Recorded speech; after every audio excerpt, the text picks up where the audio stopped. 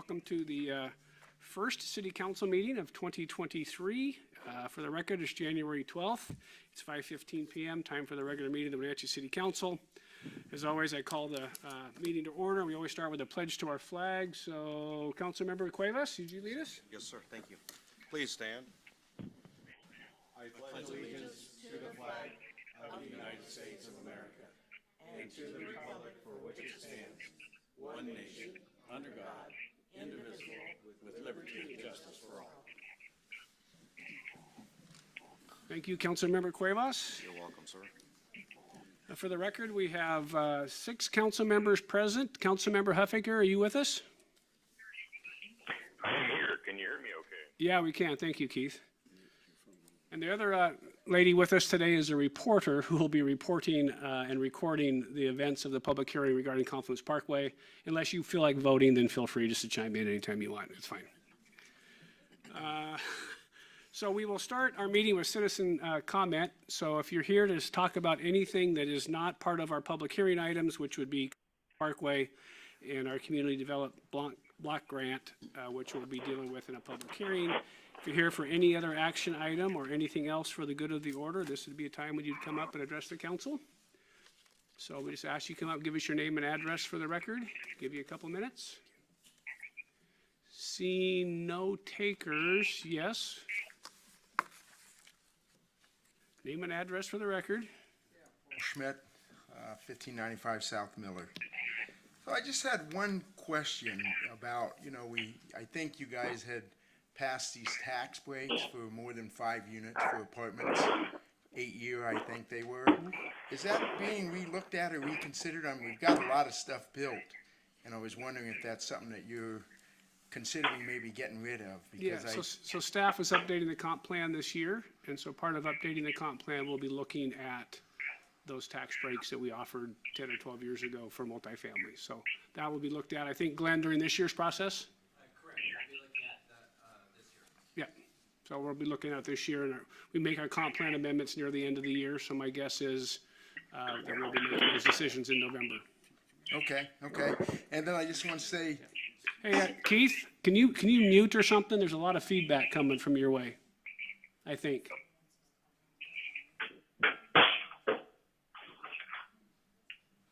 Maybe. I'm muted, Mayor. Okay, thank you. Perhaps if there's someone else on the line, on the phone, maybe if you could mute, that would be helpful. Yeah, go ahead, Paul. okay. And then I want to say thanks for snow removal. I mean, we don't have those huge I berms. told them to not do your street. And, it's looking a lot better. Good, thank you. So I commend you on that. And then the last thing was I don't know exactly what you call it, but the kind of the homeless RV park that you're doing. I mean, I think it's good. You didn't really have a choice, right? If you don't give them somewhere, they can be anywhere. Yep. So it was necessary, and I think that's a good thing for the community to get them somewhere. Thank you. So, thank you. You bet. Thanks, Paul. Anybody else wish to address the council? Seeing no other takers, we will then move on to our regular items. So the first item would be adoption of our consent items, which includes this evening's agenda, vouchers, and the minutes from our previous meetings. So I would entertain a motion. Your Honor, I'll make a motion to approve agenda, vouchers, and minutes from previous meetings. Second. Motion by Councilmember Hornby, second by Councilmember Cuevas to adopt this evening's consent items, including tonight's agenda, vouchers, and our minutes from our previous meetings. Any discussion? Hearing none. All those in favor say aye. Aye. Opposed? Motion carries. So before we get to the public hearing, I have one quick little presentation. Carrie Page, our HR director, is going to come up. For those of you that I think you probably got an email, we did get a Labor and Industries check for $122,000. So I wanted Carrie just to tell you briefly about what the program is and what her department does and the department heads do to make that happen. So Carrie? Great, thank you, Mr. Mayor. Again, Carrie Page, Director of Human Resources. The city participates in the AWC Retro program, and that's a voluntary incentive member pooling program.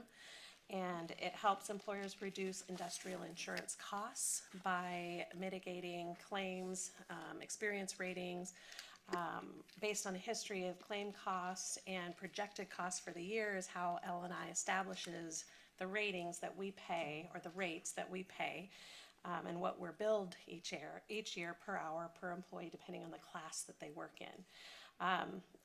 I came on end of 2015, and part of my HR strategy is look at ways for cost mitigation, specifically with regard to safety.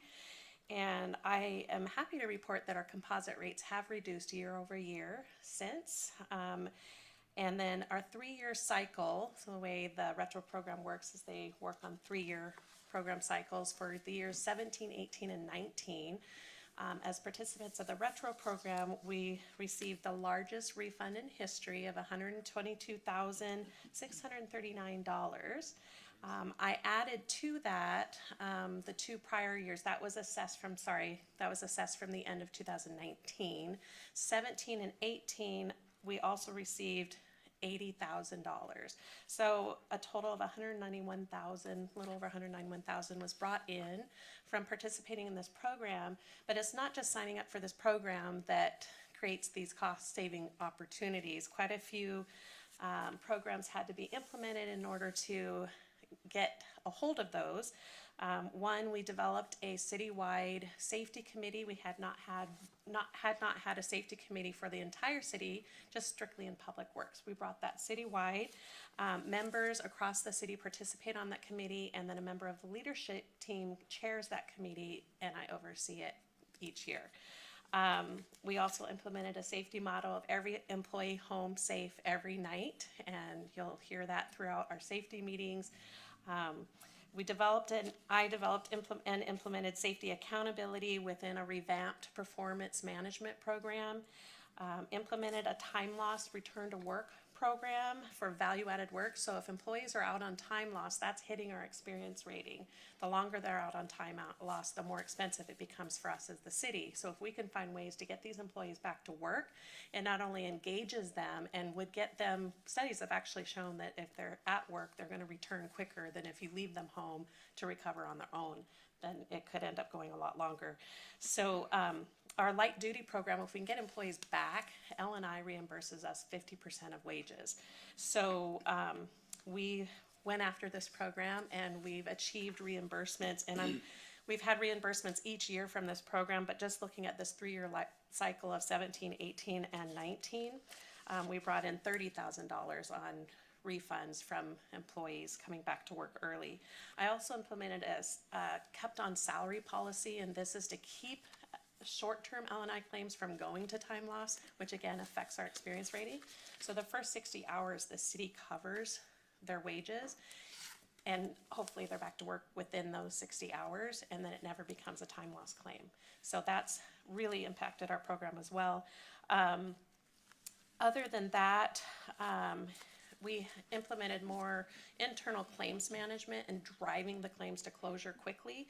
We also pushed third-party administration claims management. No one was holding them accountable for pushing these claims through. Now they're being held accountable. We've improved our incident accident reporting accountability, addressed our repeat offenders, and then fostered leadership buy-in and frontline leadership safety meetings. And our total L&I cost for this 3-year period was $1.2 million, and with the Stay at Work program and with the retro program refund, it was brought down to a total of $900,000. So we were able to bring in over $300,000 in savings with these programs. Thank you, Carrie. Yeah, Appreciate thank you. what you do. And Thank you. a lot of times we don't hear the story of HR, right? You just sit in the Yeah. back room and do what you Yeah. do. So Yeah, I when I saw appreciate the that check, I opportunity. thought it was important that the council Yeah. and the rest of the audience understands what our HR department does and how lucky we are to have such a great team. So, Thank you so much. Great. Thank you, It's my Carrie. honor. all right, we have 2 public hearing items tonight. The first is regarding Confluence Parkway Project Environmental Assessment and Draft Individual 4F Evaluation. So what we'll have for this public hearing will be slightly different in that we will hear from staff. I think Laura's going to do a small presentation. We will then hear from the community. There will be no action required by the council tonight. This is just nothing but a public hearing to take public comment, which is why we have our reporter with us today. So I'll turn it over to Laura, our Executive Services Director. She'll give a brief presentation, and then we'll hear from the community. It's actually kind of short today. Oh, I'm wearing my heels. Good it's evening, not very often you council. actually have to lift one No, up, is it? this is very odd, yeah. Again, I have my cheaters on. Good evening, council. Yes, the item tonight is the public hearing for the Confluence Parkway Project Environmental Assessment and draft individual Section 4F evaluation. So those are two separate reports. The environmental assessment is sort of the overall broad scope of all of the different disciplines and impacts that we've looked at. Section 4F is more specific to parks and recreation amenities, as well as historic sites. So the city released the reports on December 13th of last month. We have also opened the public comment period at that point in time, and that public comment period is still available through the end of this month. Generally, we're supposed to do a 45-day period, but we extended it a bit more since this is such a massive project to give the public some more opportunities to participate. Today, the hearing is another opportunity for the public to do so and to come in front of the council. And as you mentioned, Mayor, to have the court transcriber take all of their comments into the official project record. We will take that project record along with any emails that we receive, any online submittals that we receive, compile it into a spreadsheet, I guess you should. And then we will also formulate some responses. Those responses and those comments will then go to the Federal Highway Administration to review as they're considering what their next determination will be. So that's kind of where we are in this step today. We also published a notice on December 15th through the Wenatchee World, publishing the reports as well as advertising the hearing for today. And that's kind of it in terms of process. We do have some folks who are online, so we've asked them to raise their digital hand, and then Tammy can call on them, and that way if there's anyone online that wants to speak, we can also take their comments. With that, I'm happy to answer any questions before you open the public comment. Any questions for Laura before we open? Seeing none, so why don't we go ahead and start with our local audience here, and then Tammy, every so often you'll yell at me if you have someone online that would like to participate. So we're just gonna start opening it up. If you feel like you wanna comment, either raise your hand or come on up, and we'll get you all the opportunity to voice your opinion on the environmental work and other issues with Confluence Parkway. Yes, ma'am? Make sure you give your name and address for the record so the court reporter will know. My name's Emily Fogel. I'm at 3007 First Street, Southeast, East Wenatchee. I'm a frequent user of the Apple Loop Trail, so I was quite interested in this. I have just two short comments. One, I think I prefer the C1. I don't know if that's one of the projects that pulls it away more from the Huron natural area. But my other comment is a question on the pedestrian location of that bridge being underneath the bridge partially. If any of you have walked the Odebashan Bridge, I don't do it anymore. It's a nightmare as a pedestrian to walk there. And I question the same effect, though we're below, but I question the same effect to pedestrians going that length, either between the noise and debris. I'm just questioning with the location of that pedestrian section. Thank you. Thank you, Emily, and I know I know it's gonna be attached to that bridge in some degree. I don't know that we know for sure whether it's cantilevered to the side or underneath, but I know the noise folks have studied all of the noise with relation to the positioning of where the cantilevered walkway is. So I think that noise stuff was all part of the environmental work. Yeah, and I forgot to mention that once we take all the comments and the responses, those responses will be generated to the public as well. And so Okay. as we're taking comment, if we don't have an answer today, or if we don't have necessarily a response today, we will be providing that. We're kind of just waiting to get all of it together. Excellent. But so, Right. to Thank address you. your comment. Thank you, Emily. Who's next? Yes, ma'am.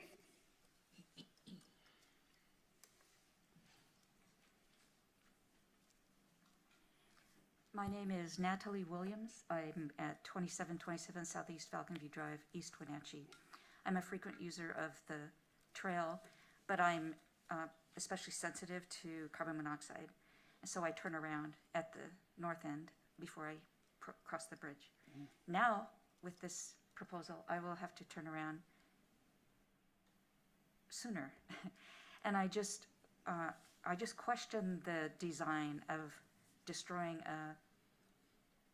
a bike and pedestrian path that is completely safe and away from traffic and putting it right with the traffic. It's just seems like a bad design. And I would like to I'd like to second the concern about the debris and the safety, and add to that the carbon monoxide exposure. Thank you. Thank you.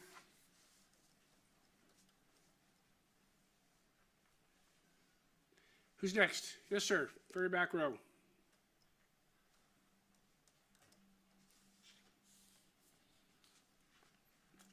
Hi, I'm Ryan Leffler. I live at 708 Kittitas Street, and I am here to request that the council and the project proponents consider alternatives which do not impact the Haran natural area.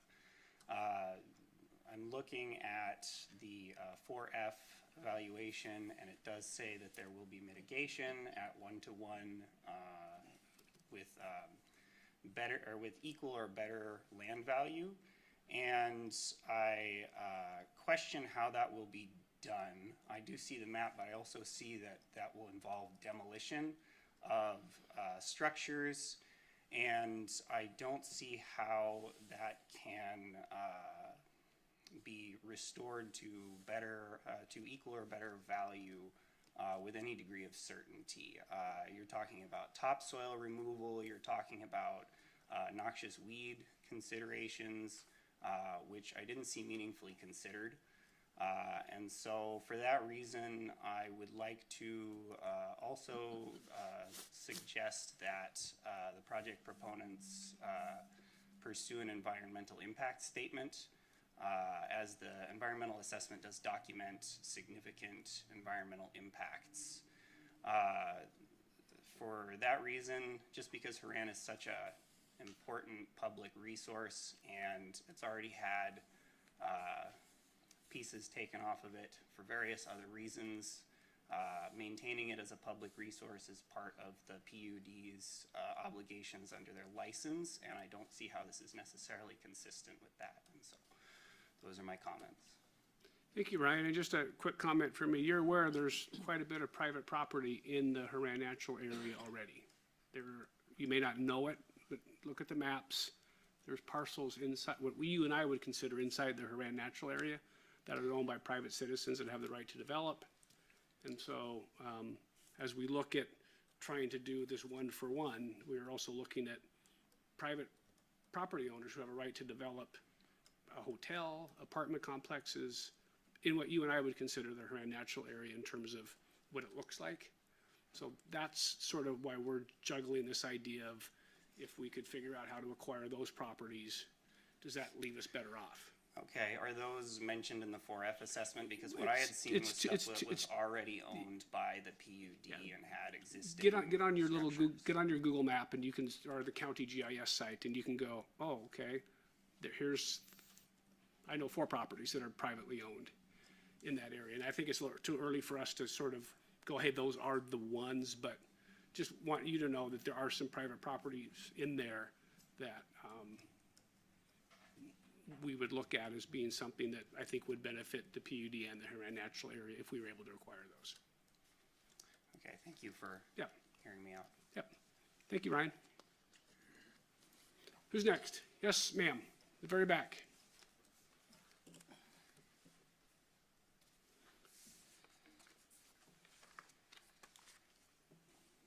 Hello, thank you for this opportunity. My name is Susan Ballinger. I live at 2009 Skyline Drive, and I have a professional background as a wetland scientist. And I spent quite a bit of time focusing on reading the text of the EA. And I understand the process is to create a very general document, and you're following the standard practice of being as vague as possible to move things forward, and it's early in the planning phase. But I feel that you need to, I'm going to be submitting detailed comments on specific tests. There was some contradiction in there. And I really feel that this does deserve to be an EIS and not an EA. This is a massive project. I've been involved, as you all have, since 2018. We're working collaboratively with the PUD and the city. It's a very complicated project. We all have the best idea in mind. But I just feel like whoever you hired to write this, it just needs some beefing up. It needs some specificity that just wasn't there, and I will be emailing these comments. So thank you. All right, thank you, Susan. Yes, sir, who's next? I thought maybe Gabriel was gonna talk, but he's walking to the back. Yeah, Randy, you wanna come up?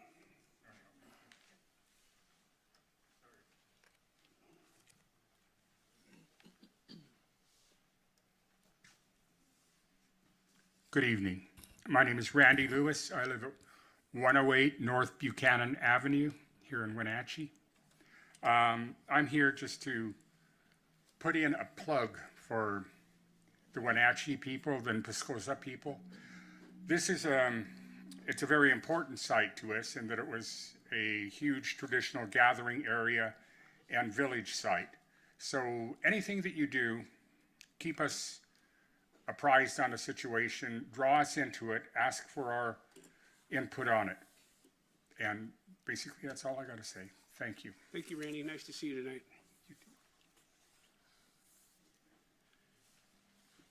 Anybody else wish to address the city council on the public hearing item regarding Confluence Parkway? Yes, ma'am. Hi, thanks for seeing me tonight. My name is Lisa Foster. I'm born and raised in Wenatchee, and I currently live at 353 Hinthorn Lane in Leavenworth. And I am a professional biologist. I was able to submit comments to the PUD early on in the process, and I have significant concerns about the proposed project. I think there will be significant impacts to the Huron natural area, and my concerns include impacts to fish and wildlife species, including ESA listed species, fish species, wetlands, tribal engagement, community members, and opportunities for solitude in the Huron area. Despite proposed mitigation efforts, I believe that this project will forever impact the only place in town where community members can easily access solitude in nature. This project will significantly impact wildlife. The biological assessment documents that the project may affect and is likely to adversely affect Chinook salmon, steelhead, and bull trout. I believe that an environmental impact statement is needed to adequately assess and address these impacts. The noise study that was done does not adequately assess the impacts to the eagles nesting in the area, and moving the trail closer to those nests during where it's typically closed during nesting season is totally inappropriate. There's no statement addressing the wildlife barrier that will be created by this project. This project will also significantly impact wetlands. The wetland delineation results and prioritized mitigation actions are missing from the environmental analysis. The EA states that the wetlands, or the Wenatchee and the Columbia River are on the Ecology's 303D list, and these wetlands are needed to adequately filter stormwater to the rivers. The wetland will be impacted by this project, and it's important for filtering the groundwater. The wetlands and wetland buffer is not adequately included and referenced or referencing the critical areas ordinance, and there is not a wetland delineation described. The proposed project is also drawn within the wetland buffer, and the map does not show the steep slope that will be impacting and cause equipment to be impacting the wetland. I also think that we need to adequately address the tribes and include the Wenatchee peoples and other tribal members in the area. I believe that there's going to be significant impacts to the campground, as well as people recreating in the area. And there are surprisingly few opportunities in this town that's surrounded by natural areas to access nature close to town. The Huron is one of the few places where I can imagine pushing my mom in a wheelchair as she gets older, pushing a baby stroller and be, in nature right in town.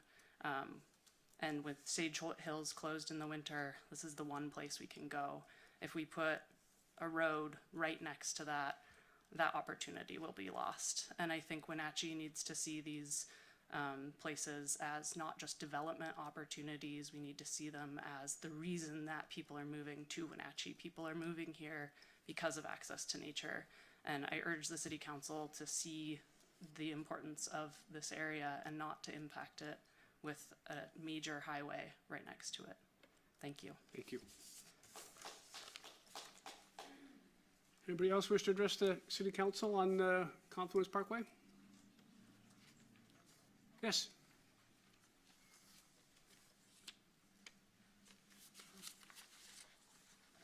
Hello. My name's Mary Big Bull Lewis. I live at 2345 Canyon Hills Drive in East Wenatchee. I'm here today with my uncle and just want to kind of reiterate what he spoke about.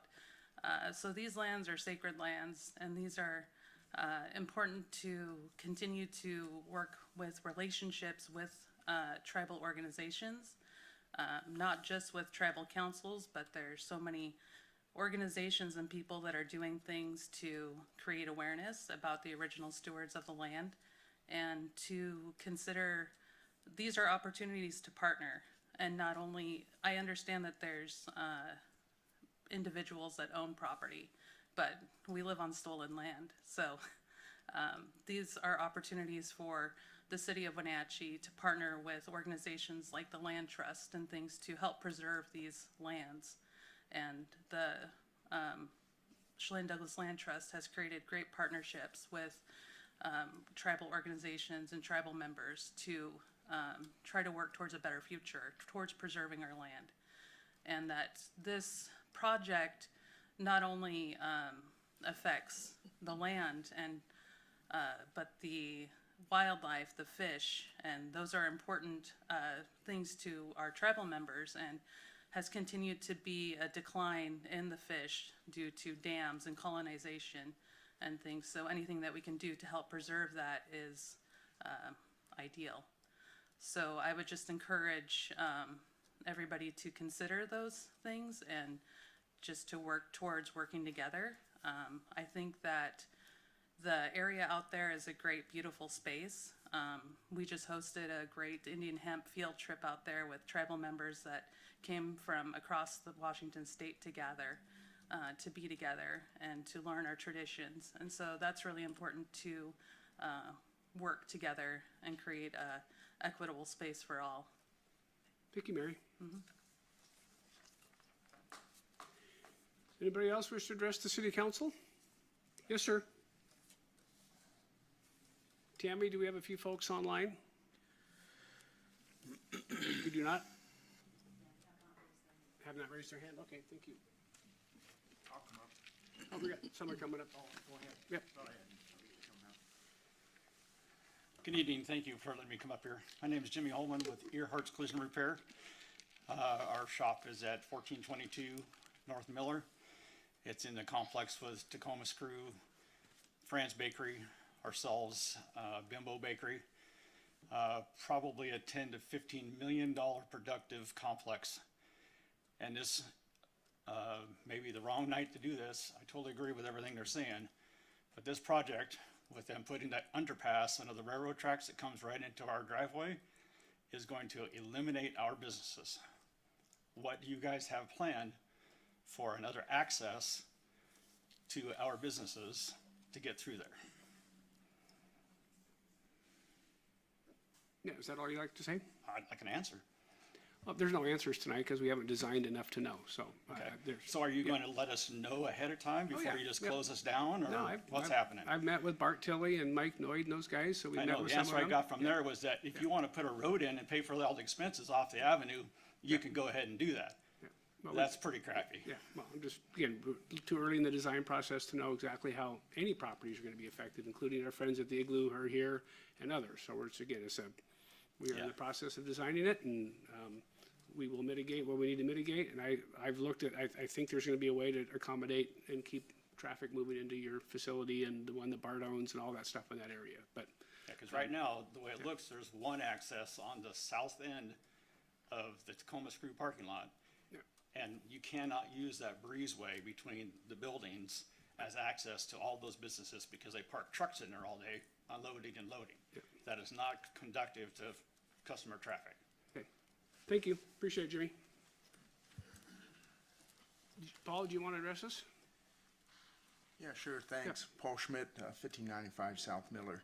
So, yeah, I mean, I remember I went to the first, viewings of this thing that we had down there, and I thought, yeah, this is not really something that may be necessary, but as time marches on and you see the amount of traffic up there on the north end, I mean, it's busier every day, and you think about what would happen if something happened to that bridge. I mean, one day there was an accident on it and traffic was backed up clear through town. So if something happens to that bridge, how do you get out of here, really? And it's partially a safety issue. So, I mean, I get it. I think no matter what we do, we need to do the best job we can with the Haran area to mitigate things as best can be done. I think that from what I saw when I was at the last meeting, where you're gonna move the bike trail behind, the existing PUD buildings, I think that actually is an improvement in the bike trail there. I mean, you'd love to see those totally separated, but it just can't happen. So it looks like you guys are doing everything again to do what needs to be done, but be as thoughtful to everyone involved.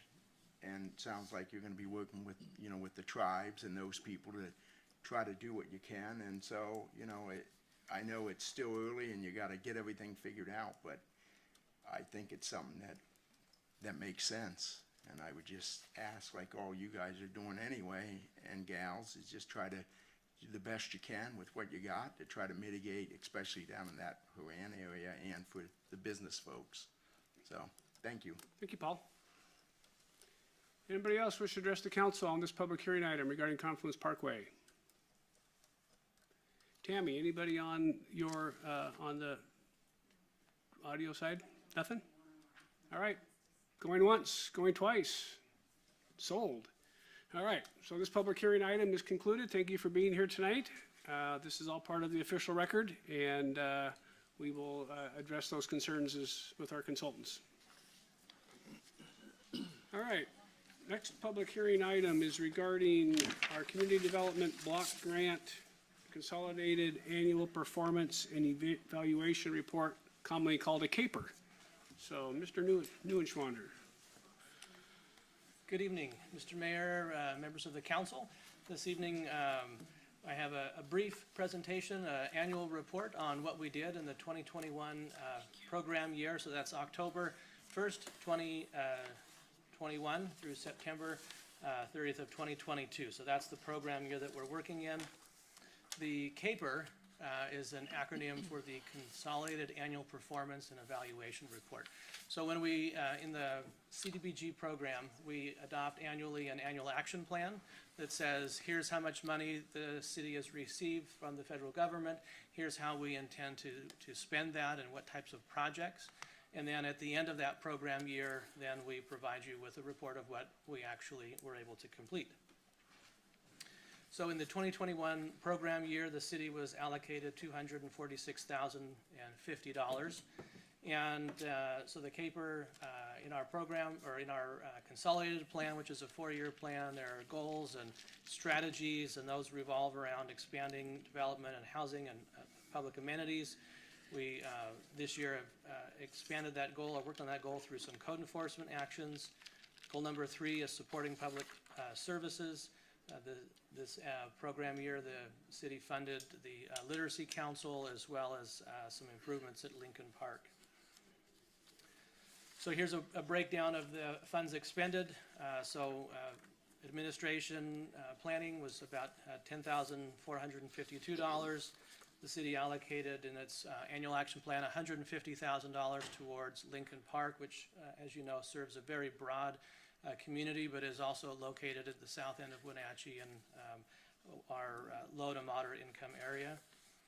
We allocated $36,700 to the code enforcement program to assist in bringing properties into compliance through that program. And then, as I mentioned, we also funded the Literacy Council for $30,000. So this year, we expended $227,152 to support the city in a variety of different activities and different ways throughout the community. So that's really the gist of the report is what we did, and so there's really that's part of our public participation plan requires that we have 2 public hearings, that we provide you with an opportunity to hear from staff and the public to comment on what the city did with its CDBG dollars in that program year. I've included just a simple motion to accept the 2021 Consolidated Annual Performance and Evaluation Report. After this hearing, tomorrow I'll be completing the process, adding all of the remaining data into the federal computer program called IDIS, and then I'll hit submit, and that will then go to the federal government for their final review of our annual report. So I'm happy to answer any questions that you have this evening. Any questions for Stephen? Any members of the audience wish to address the City Council this public hearing item regarding our Consolidated Development Block Grant Annual Performance Evaluation Report? See no members of the council willing to accept, or of the audience willing to address the council. I'll turn over to the council for any action they may have. Your Honor, I move for this council to accept the 2021 Community Development Block Grant Consolidated Annual Performance and Evaluation Report. Second. Motion by Councilmember Rojanostatian, second by Councilmember Hornby. My ears don't work as well as they used to adopt the 2021 Community Development Block Grant Consolidated Annual Performance and Evaluation Report as presented. Any discussion? Hearing none. All those in favor say aye. Aye. Aye. Opposed? Motion carries. Thank you, Stephen. All right, we have a number of action items tonight, so we'll just get started on those. The first is regarding an appointment to the Arts, Recreation, and Parks Commission. David Erickson. Good evening, Mr. Mayor, Council. Dave Erickson, Parks and Recreation Director for the city. So we have a 7-member citizen volunteer committee that's called the Arts, Rec, and Park Commission. One of those positions is reserved for a student member, and we currently have a vacancy. We've actually had student members all the way back when we used to have the Arts Commission involved too. We had some great student input. Super valuable position to provide a little different perspective on things, you know, a younger perspective than certainly some of our members. So Megan Kassabaum, a Wenatchee High School student, has applied to serve in this position through the remainder of the school year anyway. Hopefully we can get her again for next year. So we're requesting approval of Resolution 2023-3, which would appoint her to position 7 of the commission. Any questions for David? If not, I would entertain a motion. Mayor, I'll make a motion for the City Council to approve resolution number 2023-03, appointing Megan Kassabaum to the Arts, Recreation, Parks Commission. Second. Motion by Councilmember Poyer, second by Councilmember Harold, to adopt Resolution 2023-03, appointing Megan Kassabaum to the Arts, Recreation, and Parks Commission. Any discussion? Hearing none. All those in favor say aye. Aye. Aye. Opposed? Motion carries. Thank you, David. Thank you. All right, our next is regarding a TIB grant and work at 2315 Red Apple Road area. So Ryan Harmon, you're not Ryan. I am not Ryan. I'm Charlotte Mitchell, project engineer. I am tagging in for him. He's handing the project over to me. So this project, we recently were awarded a TIB, Transportation Improvement Board grant, part of their urban arterial program for the Red Apple Road project. This is from Miller Street, the roundabout at Miller Street to Vista Place. So it's going to consist of two-way traffic with parallel parking, and there will be bike lanes and sidewalks on both sides. We are going to, we did work closely with the school district, and they have already indicated their approval of the parallel parking, the switch from the angle parking to the parallel parking. And we'll work with them in the future when we're finishing the design of this project. We also have been working on traffic calming features, and there is a mid-block crossing that we're talking about putting in the vicinity of the track, the high school track, that is of course subject to change depending on, refinement of the design. So if there are any questions? So we did talk about this at Finance Committee today to some degree. This is the first time we've had a chance to meet sort of after getting the TIB award. And I think what I told Ryan Harmon, and I'll tell Charlotte, I'm excited that we got this award. We need to make sure we work with the neighbors to make sure that there's as much traffic calming measures as I think they would like to see us do. So this is, I know, going to be designed by engineers, but we need to have some public outreach to the folks because they've been to our council meetings in the past wanting to try to slow down traffic. And so I know as we design this, let's make sure we're putting in the appropriate traffic calming and working with the neighbors who have expressed an interest in what this would look like and how it would operate. Yeah, So we that will, would be we will do that. my only comment on that. Yes. And I would go ahead and recommend it be a little bit different than we typically do, that contact Mr. Head, who came here early, before we get too far into the design. Typically, it's designed and then we have an open house and we tell folks what we're gonna do to them. Right. We need to go the other way on this. Okay. Yeah. Yeah, We'll have early communication. Yeah, and this is one that, again, just the nature of where it sits and what we've heard and how speeds come off of Skyline Drive and other stuff in the neighborhood that I think you're gonna find people are gonna want to figure out a way how to slow down traffic as much as we possibly can in whatever way those things are. And so I think Mark's correct in terms of go out early and talk and listen, and you guys are smart enough to sort of figure out, okay, maybe we ought to have more than one bulb out, or maybe we ought to have some other things that help move traffic through that area in a way that's slower than what we're seeing now. Yeah, we'll have early communication.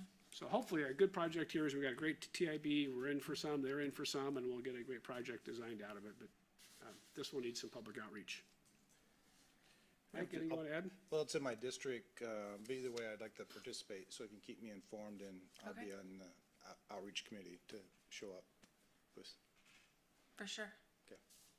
All right, any questions for Charlotte tonight? I apologize, I should have asked this before the council meeting. I was looking at the project funding partners, and there's a couple of contributions from private property owners, 1205 Red Apple and 1061. Were those related to agreements made at time of development approvals? Those are those deferred agreements So like 1205 was probably a short subdivision. they signed an agreement saying, we're not gonna make these improvements now, but if a road improvement ever comes across in front of my property, then at that time I will be obligated. So that's what those two are. Yeah, and then Confluence and Harvest Hills, they completed their road frontage improvements. Yes, theirs is complete, so we'll just be tying in on both sides. All right, so tonight the idea is that we will, the motion is to actually approve the project budget and authorize the mayor to sign. So again, not on final design stuff, but I think staff's got enough direction here. So I would entertain a motion. Mayor, I'll make a motion for the city council to approve the project budget and authorize the mayor to sign the Transportation Improvement Board grant agreement forms. Second. Motion by Councilmember Poyer, second by Councilmember Harold, to approve the project budget and authorize the mayor to sign the Transportation Improvement Board grant agreement forms for Red Apple Road improvements. Any discussion? Hearing none. All those in favor say aye. Aye. Aye. Opposed? Motion carries. Thank you, Charlotte. Thank you. All right. Zach, we're going to talk about the Met House Street roundabout. Thanks for having me back. For those of you that don't know me, I'm Zach Horton. I work in the Public Works Department under Jacob Heiler. Mark, you might remember me from your time as Land Services Director. I had some communications earlier with Keith on this project, and I anticipate he'll probably have some questions. Understanding you guys have the agenda report in front of you. Yes. I'm here today to request a motion for City Council to award the construction contract to the lowest responsive bidder. In this case, that was Hearst Construction LLC, and then authorized the mayor to sign the contract documents. If you're not familiar with the project or you don't remember, the project is to construct a mini roundabout at Methow and Crawford, as well as replace out-of-compliance curb ramps, complete gaps in sidewalk, overlay the roads, replace an old asbestos cement water main, and extend some sewer mains south on Methow. The fiscal impact is fairly complex, but there's a table in the packet outlining the funds affected, and I'm available if you have any questions. So I think Councilmember Huffaker had some questions regarding pedestrian movements in and around roundabouts. And I know that's something that's come up a few different times at different council meetings over the course of a number of years. And so is this the federally approved design or state approved design for where we put those crosswalks and how that all works? Yeah, so there's a number of documents that we lean on for guidance when we do roundabout design, and they strongly recommend that those crosswalks be located a typical minimum of about 20 feet back from the circulatory circle, just to allow for queuing. So a vehicle trying to enter isn't stopped directly on top of the crosswalk, and a vehicle trying to exit, if a pedestrian's crossing, has room to stop and not encumber the traffic in the circle. And that's on all four corners, same look. And there's a median in the middle, a place to hang out for a little bit on some of these? Yeah, there's splitter islands on all four legs of the intersection with a refuge location for pedestrians. So as they're crossing, if there's some kind of observed conflict with oncoming traffic, they could remain there momentarily and then finish their crossing. This was an intersection that a number of years ago, at least a representative of the school board came to council, Dr. Newman. Yep. Came and they had concerns about pedestrian safety for school times. I don't drive during school times. Yeah. Do we have? I think in non-school times, that's a tough intersection. Well, it is. Yeah. If you're on Okanagan trying to turn onto Crawford, or Methow. Do they use school safety officers at this intersection that we know? I don't know. I'm not familiar. And I don't even know if we have the automated 20-mile-an-hour blinky light things there. But I just remember it was a big concern of the school districts. In fact, they changed the Lincoln School boundary so they didn't have to cross Ferry Street anymore. Crossing guards kept getting hit. Well, this should slow down the vehicular traffic pretty considerably. Crawford's posted at 30 miles an hour, and our study showed that people are going like 35, 36 through there. Yeah. So with the addition of this roundabout, they should be moving considerably slower, which is safe for all different kinds of users, not just the pedestrians, but it'd be a pretty good improvement. Tell me again, when is this? Hi, Zach, it's Keith. Yeah, go ahead, Keith. I appreciate you sending me the map today. So two concerns. The one I mentioned before, pedestrians in roundabouts, the pedestrians become secondary because in roundabouts, vehicles are having such a hard time figuring out what their role is and when it's their turn and everything else that they lose focus of those pedestrians all the time. And now we're talking about not just a few pedestrians, but a flood of school-aged children pedestrians. So I have some real concerns about it. The other one is that we've had a number of mini roundabouts tried in the area, and mini roundabouts just don't work as effectively as a full-size roundabout. So I find it not enough effort, or we didn't do our best foot trying to make this a functional intersection by making it a mini still instead of doing a full size. And I still think it's going to need, I think probably a more important element than anything is pedestrian lighting, getting the cars to stop if there's pedestrians in any of the crosswalks.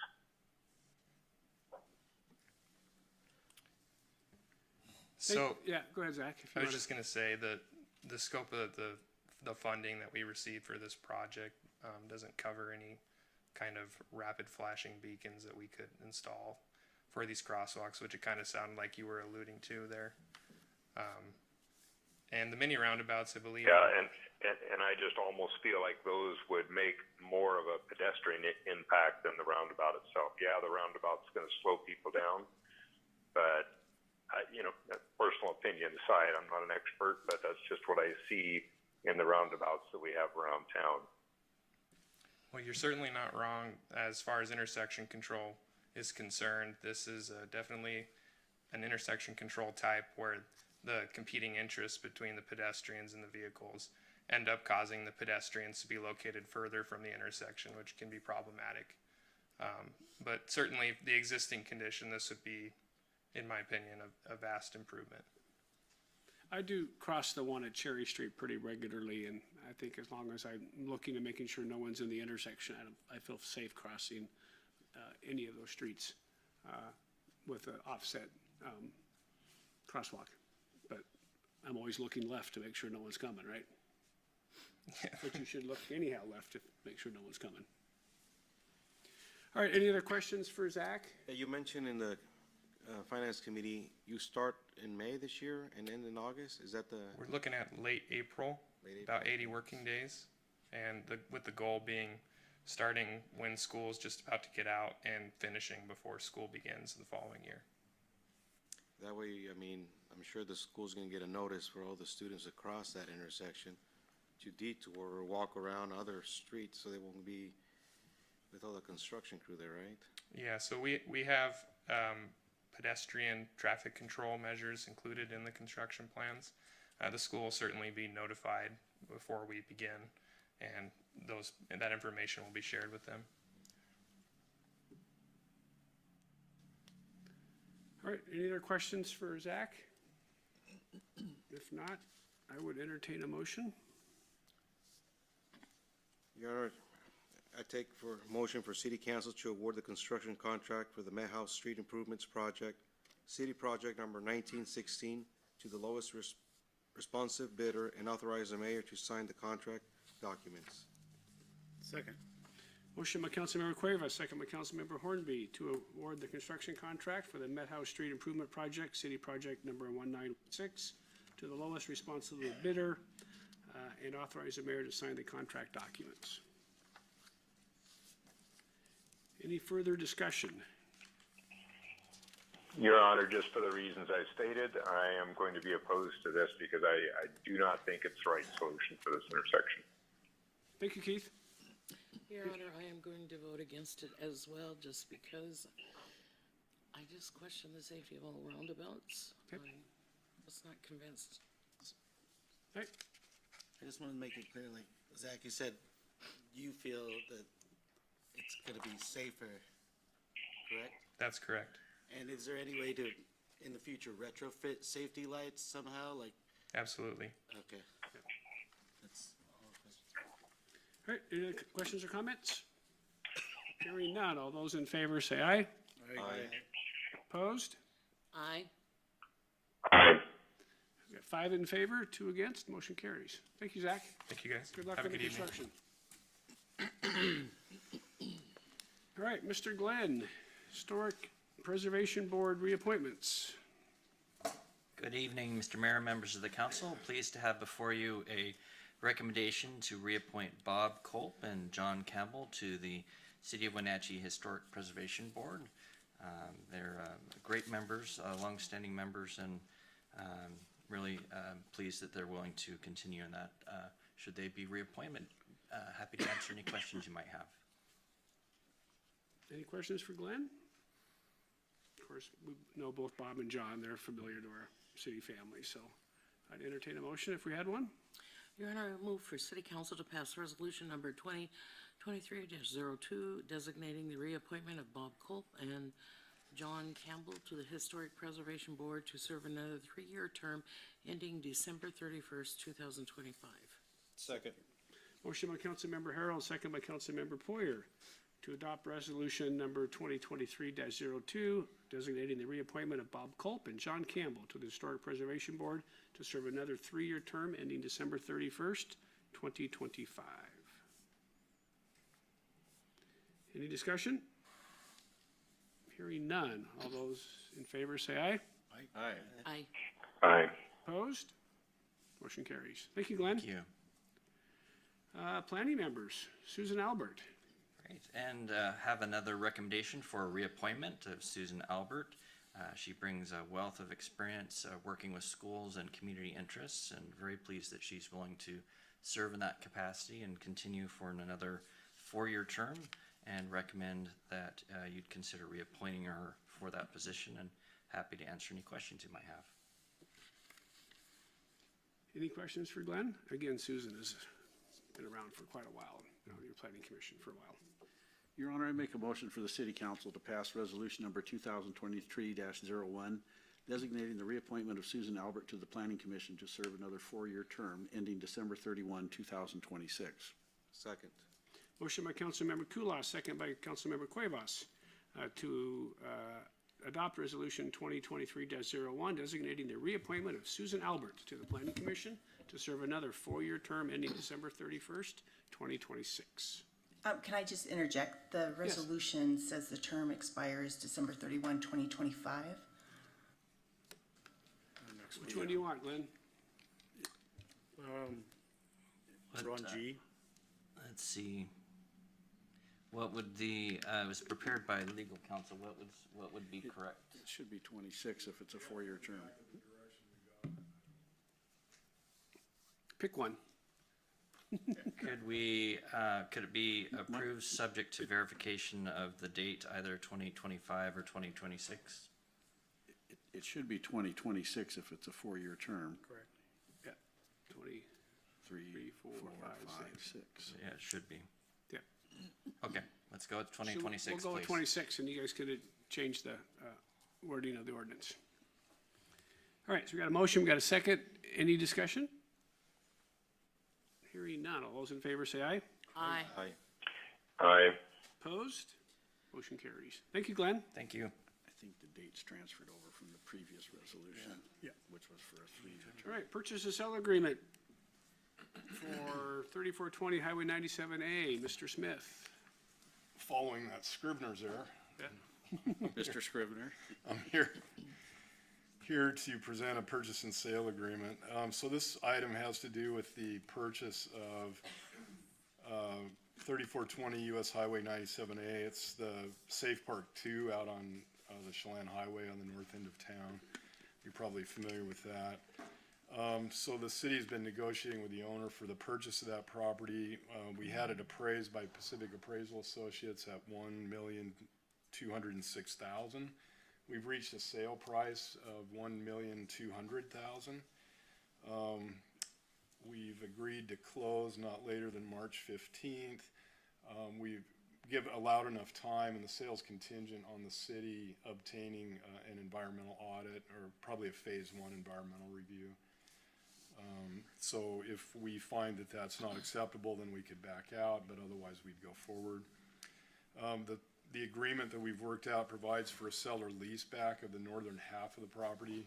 The seller maintains a trucking business out there, and it'll take him a little bit of time to get his equipment and business moved off of that. The city doesn't need the whole property, so it's willing to lease that back to the seller for 2 years at the rate of $3,000 a month. So that's part of the deal. The source of the funds for this purchase would be 38% from our homeless tax funds and 62% from the city's general fund. And then there may be other uses for this property for the city in the future, perhaps some stormwater uses or other things. So if those uses come to fruition, then those funds would eventually reimburse the general fund for their portion of the purchase. And that is basically it. Do you have any questions for me? No, and again, I'll just reiterate, the Safe Park is working really, really well. I think what you see around our state in particular, with safe parks in other locations, if the governmental entity that is running the safe park doesn't own the property, lots of other stuff happens around it that's not very appealing. And so I think us owning this property, having control over it, is critically important, just as important as it is that we own the property in the south end where the safe park is there. It gives us the ability to do things that you wouldn't get to do if you were merely leasing property.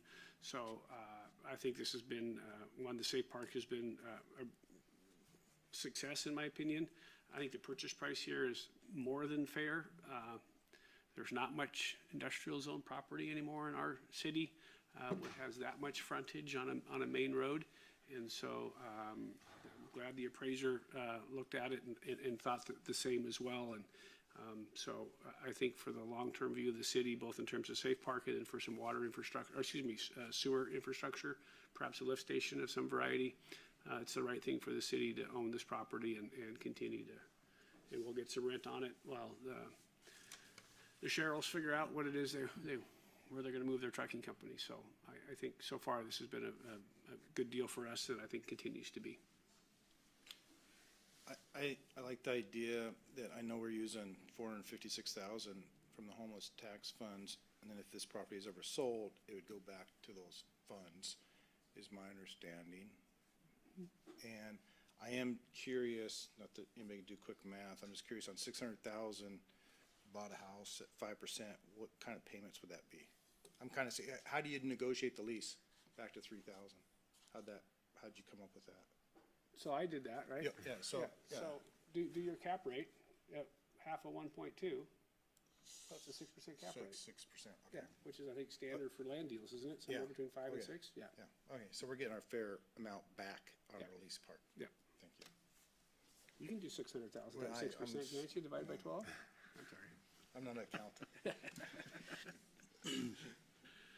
All right, and so any other questions for Steve? All right, hearing none, I would entertain a motion. Your Honor, I'll make a motion for the City Council to authorize the Mayor Pro Tem to negotiate and sign a purchase and sale agreement between the City of Wenatchee and Jim and Paula Properties LLC for the city to purchase the property located at 3420 South US Highway 97A, Wenatchee, Washington, for the sum of $1,200,000. Second. Motion by Councilmember Hornby, second by Councilmember Ojanastatian, to authorize the mayor pro tempore to negotiate and sign a purchase and sale agreement between the City of Wenatchee and Jimmy and Paula Properties LLC for the city to purchase a property located at 3420 US Highway 97A, Wenatchee, Washington, for the sum of $1,200,000.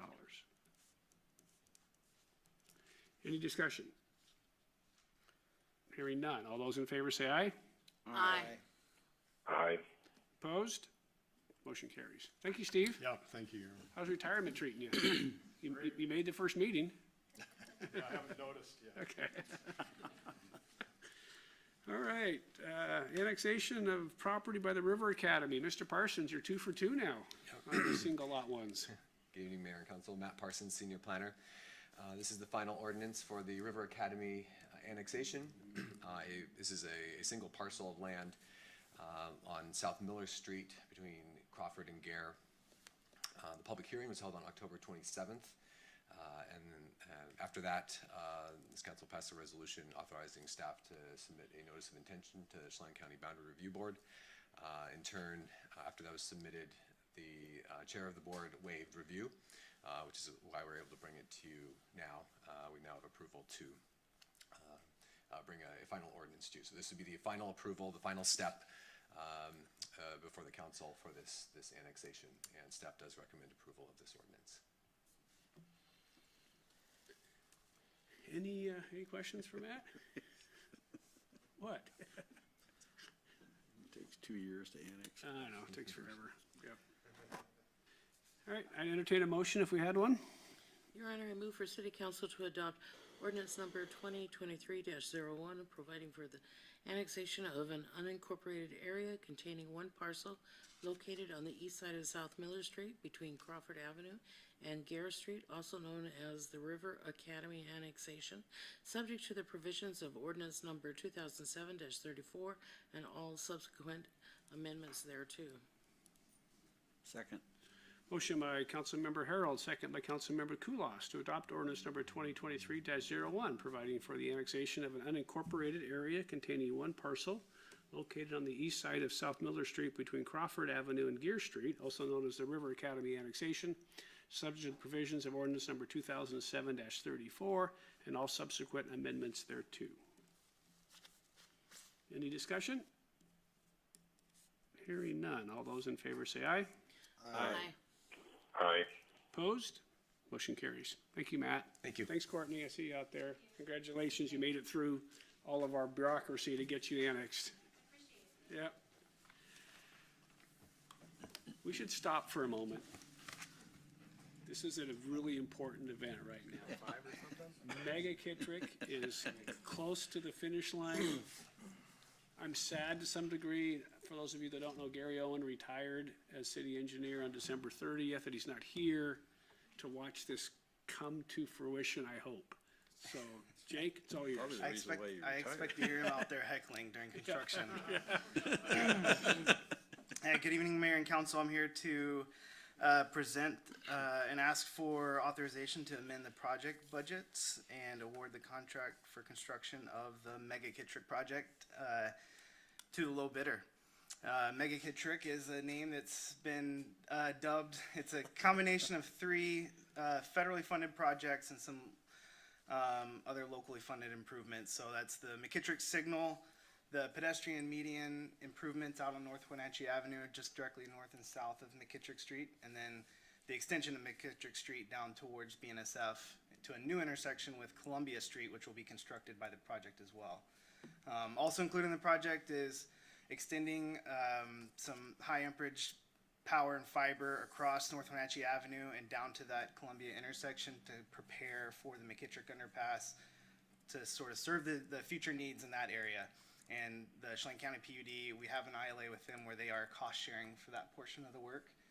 There are some other portions where just bringing service to those parcels along North Columbia and some water main work that is the city's responsibility. So we received 5 bids for the project, with J&K Earthworks being the low bid, and it was favorable with the engineer's estimate. With that, just kind of as I described, there are a lot of buckets of money in this project between the 3 federal funding sources. We also have sanitary sewer, storm, a little bit of funds from the arterial fund, economic development fund, and that's mostly for the Columbia Street portion of the work, as well as some contributions from the PUD. So breaking down the bid, actually, and looking at the different groups, we were able to request and secure about $650,000 additional to cover the overages in those Fed-funded portions.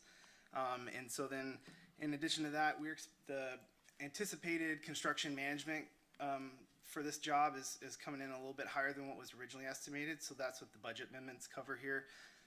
There's about $80,000 from 109 to cover the signal and median improvements project portion, and then you'll see a little over $200,000 budget amendment to the PUD cost sharing portion of the design came in under what we thought, and then the other locally funded portions were a little bit higher. So it's kind of moving some of the money around to match up where the bids came in. I don't want to get into specifics, but what are we doing for stormwater? Obviously, we're designing as if this is going to be part of the underpass and all of the stuff that goes with all of that. Yes, so when McKittrick Underpass is constructed as part of Confluence Parkway, the water will drain under the underpass and tie into the storm system that's out currently in Miller Street, which eventually outfalls to the river. In the meantime, we're gonna have there will be a little pond there at the intersection with a pump to pump the water back up to North Wenatchee Avenue, until which time we punch through. So it'll probably be in operation for a few years, awaiting Confluence Parkway South. Perfect. We did present this to Finance Committee earlier today. The PUD and WashDOT have both provided concurrence to the low bidder and to our recommend to award. And so with that, I will take questions. I don't have a question, just a comment, and congratulations on looking at every possible way to make this happen to the staff and the mayor to keep this ball and keep pushing to make it happen, so congratulations. Thank you. Should have asked Gary here, because yes, this you can see from the project numbers there, the oldest of this bunch has been on the books since 2006, so it's been quite a push. Yeah. All right, any questions for Jake? Otherwise, I would entertain a motion. Your Honor, I would make a motion for the city council to amend the project budgets for projects 0623-1615/1919 and award the contract for the construction of the McKittrick Street, North Wenatchee Avenue to Burlington, Northern Santa Fe, project 0623-1615-1919 to J&K Earthworks in the amount of $6,377,955.25 and authorize the mayor to sign the construction contract documents. Second.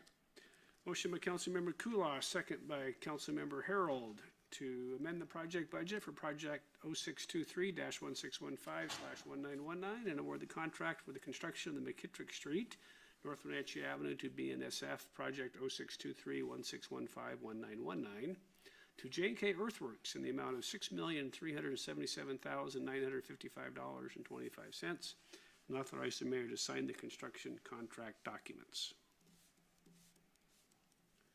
Any discussion? Hearing none. All those in favor say aye. Aye. Aye. Aye. Opposed? Motion carries. Thank you, Jake. Thank you. Congratulations. Sorry about the length of the action. Yeah, no, it's all good. All right, mayor's report. Not sure where to start. Obviously, it's been, I think 5 weeks since we've met. There's been a lot going on. We are negotiating with the PUD regarding some of the Confluence Parkway stuff. So I think that's ongoing. I will be in Olympia tomorrow morning. I am meeting with a number of other mayors from around the state and the governor regarding homeless, mental illness, and housing issues. So I will be up and out at 5:30 tomorrow morning.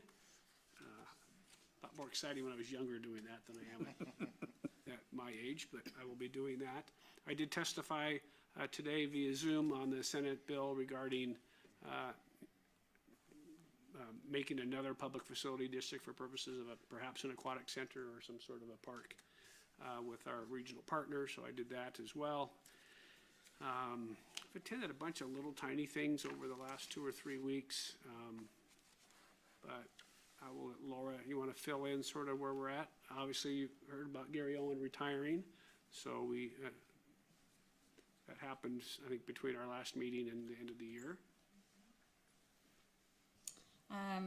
Just 2 events that are upcoming. So Saturday, just a reminder that it's the Martin Luther King Jr. Cultural Festival from 10 to 3 at the museum. The city will be presenting the Uplift Awards at 2:15, but there's lots of other really fun programs throughout the day, so I encourage you all, if you're available, to stop by and swing by. I'll be at the table for the NCW Equity Alliance at 1 o'clock, and then at the awards at 2:15. We also have the invitation from the Wenatchee Downtown Association for the annual appreciation dinner. That's on Wednesday, February 22nd. Starts at 5:30, so if the council is interested, please let us know and we'll get you tickets as well. That's it. And we did get some emails from the WDA regarding changing our parking from 3 hours back to 2 hours, so I'm sure you've all seen that email, so that'll come to us at a later date. I'm not sure exactly when or how we're going to handle process, probably through the Public Services Committee first, and so we'll have some discussions about what that might look like. I did get some feedback from some of the downtown businesses that yes. Yeah. Yeah. Yeah. I'm inclined, if they want 9-hour parking, they can have 9-hour parking. They want 30-second parking, they can have 30-second parking, right? It's like, apparently right now, because we aren't doing parking enforcement, that yeah, we have not had parking enforcement for a long time, but I also will go back to, Travis has said this, and we've heard it a bunch of times, so we can see all the employees who park in front of their businesses in that's downtown. the issue right now. And so this issue isn't gonna go away, nor is it gonna change. Yeah, not anytime soon. But I think that's coming to us sometime soon. Council members, anything to add for the good of the order? While we're on the WDA, we had interviews for replacing Linda, and those interviews have been concluded, and we should be making a decision shortly. Hopefully Monday that announcement will go out. Okay. So, yeah, excited. Excellent.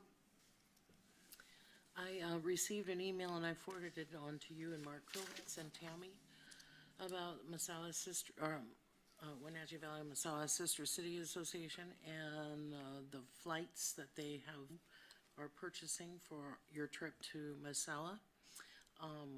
It looks like you've got a full crew going. We still have 4 openings, Okay. if anyone's interested.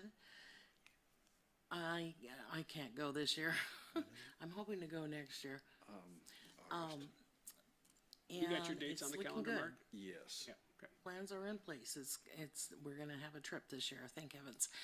Also, I attended the, Columbia River Homeless Task Force meeting yesterday. It was a good meeting. Moving forward with our plans, we, have some additional funds that we've appropriated to the, Wenatchee Rescue Mission. Scott was there. He talked a lot about what's happening out there. He's really short-staffed and there's just a huge demand. And I question whether or not, well, it's gonna help with a lot of problems as far as with the homeless, but I think the demand's always gonna be there. So, he has been transitioning quite a few people though out and into more, transitional housing or permanent housing and jobs. Jose, Mike, Top, anything to add? Mark? So we will meet again in 2 weeks on the 26th. So with that,